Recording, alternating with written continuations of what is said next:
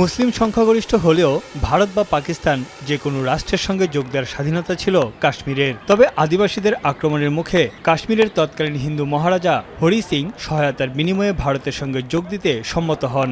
১৯৪৯ সালে কাশ্মীরের যুদ্ধবিরতি কার্যকর হলেও দুই দেশই সেনা প্রত্যাহারে অস্বীকৃতি জানায়। কার্যত তখন থেকেই ভারতের জম্মু কাশ্মীর এবং পাকিস্তানের আজাদ কাশ্মীর নামে দুই অংশে ভাগ হয়।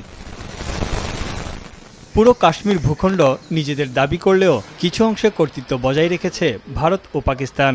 সম্প্রতি জম্মু কাশ্মীরের পেহেলগাম হত্যাকাণ্ডের জেরে রক্তক্ষয়ী সংঘর্ষে জড়ায় দুই দেশ। কাশ্মীরে জঙ্গিদের মদদ দেওয়ার অভিযোগ এনে পাকিস্তানের বিরুদ্ধে এর আগেও বেশ কয়েকবার যুদ্ধে লিপ্ত হয় ভারত। কাশ্মীরের বড় একটি অংশ ভারতের শাসনে থাকতে রাজি না।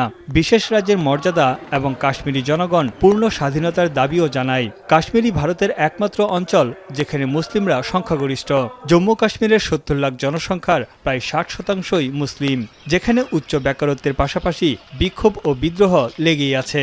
সেনাবাহিনীর উপস্থিতিকেও মানতে নারাজ কাশ্মীরবাসী। এমন অবস্থায় ২০১৯ সালে ৩৭০ অনুচ্ছেদ বাতিল করে কাশ্মীরের বিশেষ মর্যাদা কেড়ে নেয় New Delhi. These areas could not necessarily become independent. And they have to be, either part of, although there are Kashmiris who still argue that Kashmir should become independent, but how would Kashmir survive? Bharat ও পাকিস্তানের মধ্যে line of control দিয়ে বিভক্ত কাশ্মীর। এই নিয়ন্ত্রণ রেখা বরাবর দুই দেশই বহুবার সংঘর্ষে জড়িয়েছে। ২০১৪ সালে নরেন্দ্র মোদী ক্ষমতায় এসে কাশ্মীর ইস্যুতে শান্তি আলোচনার প্রস্তাব দেয় পাকিস্তানকে।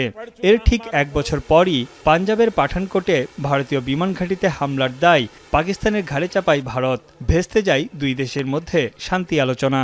What Kashmiris are very tired of is repression and state control on both sides. They want to live with dignity without fear and without presence of militaries on both sides. Bharat ও পাকিস্তান উভয় দেশের জন্য পানির অন্যতম উৎস কাশ্মীর উপত্যকা। বেশিরভাগ নদীগুলোর উৎস সেখান থেকে আসে। সিন্ধু চুক্তির আওতায় ৬টি নদী সমানভাবে ভাগ করে দেওয়া হয় ভারত ও পাকিস্তানের মধ্যে। তবে ভারতের নদীগুলো উজানে আর পাকিস্তানের নদীগুলো ভাটিতে। পাকিস্তানের অভিযোগ, বিভিন্ন সময় নদীগুলোর পানিকে হাতিয়ার হিসেবে ব্যবহার করেছে ভারত। তানভীর জনি, এখন বিশ্ব।